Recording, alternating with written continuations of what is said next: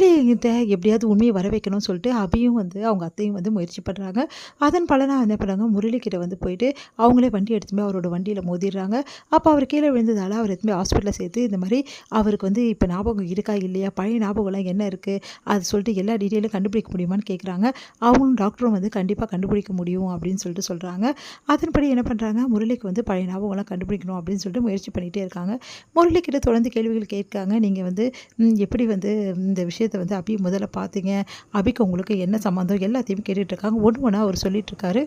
என்னை விரும்பலை, நான் தான் அவங்கள விரும்பினேன், அவங்க குடும்பத்தையே ஏமாத்தினேன் அப்படின்ற விஷயம் எல்லாத்தையும் சொல்லிகிட்ருக்காரு.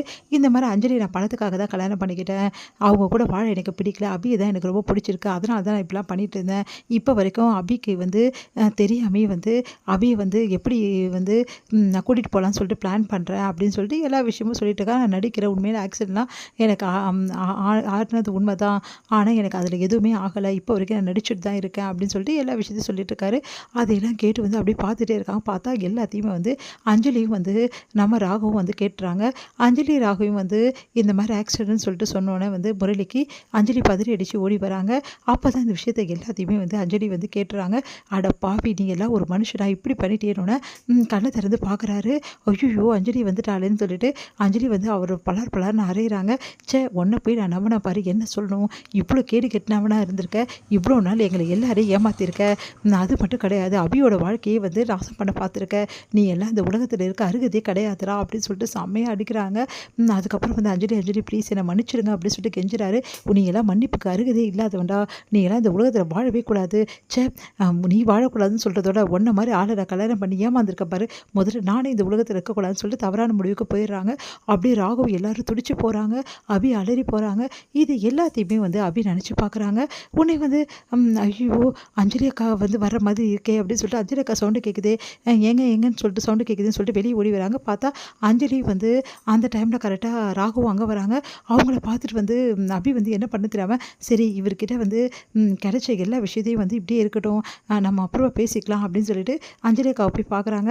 அஞ்சலி அக்கா அப்படி சொன்னோன்னே உடனே என்னம்மா இப்போ எப்படி இருக்கார் அவர், கிருஷ்ணா எப்படி இருக்கார், கிருஷ்ணாவுக்கு ஆக்சிடென்ட் ஆகிடுச்சுன்னு சொல்லிட்டு ஃபோன் வந்துச்சு, அதான் ஓடி வந்தோம் அப்படின்னோடனே சரி ஒன்றும் இல்லை, அவருக்கு சாதாரண ஆக்சிடென்ட் தான், நான் சேர்த்துருக்கேன் ஹாஸ்பிட்டலில், இப்போ நல்லா தான் இருக்கார் அப்படின்னு நான் பார்க்க முடியுமான்னு ஒரு நிமிஷம் இருங்க அப்படின்னு சொல்லிட்டு, சரிங்க டாக்டர், இவர்கிட்ட கேட்ட இன்ஃபர்மேஷன் எல்லாமே வந்து நான் வந்து ஓகே பண்ணிட்டேன், இதுக்கப்புறம் எந்த பிரச்சனையும் கிடையாது, இவன் நடிக்கிறான்னு தெரிஞ்சு போச்சு, இதுக்கப்புறம் இவன் கதையை நான் பார்த்துக்கிறேன், நீங்கள் விட்டுருங்க அப்படி சொன்னோம். சரி டாக்டர் சொல்லிட்டு போயிடுறாங்க. அதுக்கப்புறம் அஞ்சலி வந்து கிருஷ்ணான்னு சொல்லிட்டு எழுப்புறாங்க. கண்ணை திறந்து பார்க்குறாரு. நான் எங்கே இருக்கேன் அப்படின்னோடனே, இந்த மாதிரி ஹாஸ்பிட்டலில் இருக்கீங்க அப்படின்னு சொல்லிட்டு அழறாங்க.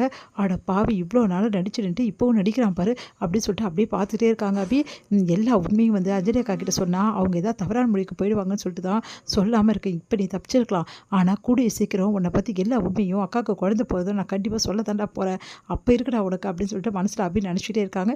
இங்கே ராகவ் பார்க்குறாங்க. சரி இவர் எப்படி நீ பார்த்த, நீ எப்படி அட்மிட் பண்ண அப்படின்னு சொல்லிட்டு ராகவ் குரு கொஸ்டின் கேட்குறாரு. இவருக்கு வேலையே இல்லை, எப்போ பார்த்தாலும் சந்தேகப்பட்டுனே இருப்பார். இப்போது இந்த டைம்லேயும் சந்தேகப்படுறாரு. எல்லாம் என் தலை எழுதி இந்த தலைக்கிட்ட மாட்டிக்கிட்டு நான் அழுவணும்னு எழுதியிருக்கு அப்படின்னு சொல்லிட்டு அபி வந்து இப்போ உங்களுக்கு என்னங்க பிரச்சனை, நான் தான் வேணும்னு வந்து இவர் ஆக்சிடென்ட் பண்ணி எடுத்து வந்து சேர்த்தேன் போதுமா அப்படின்றாங்க. என்ன அபி நீ இப்படிலாம் பேசுகிற அப்படின்றாரு. வேறு என்ன சொல்கிறது, நான் தான் எது சொன்னாலும் நீங்கள் நம்ப மாட்டீங்களே, அப்புறம் நான் சொல்லி என்ன பிரயோஜனம், போனால் போது ஆக்சிடென்ட் ஆகி கிடக்கிறாருன்னு சொல்லிட்டு கூட்டிட்டு வந்து சேர்த்ததுக்கு இதெல்லாம் எனக்கு தேவைதாங்க அப்படின்னு சொல்லிட்டு போகிறாங்க. என்ன இவ அபி ஒரு மாதிரி பேசுகிறா, விரக்தியாக பேசுகிறாளே, நம்ம சந்தேகப்பட்டோம் நினச்சிக்கிட்டாலோ, நம்ம சாதாரணமாக தானே கேட்டோம் அப்படின்னு சொல்லிட்டு அப்படியே போகிறாரு.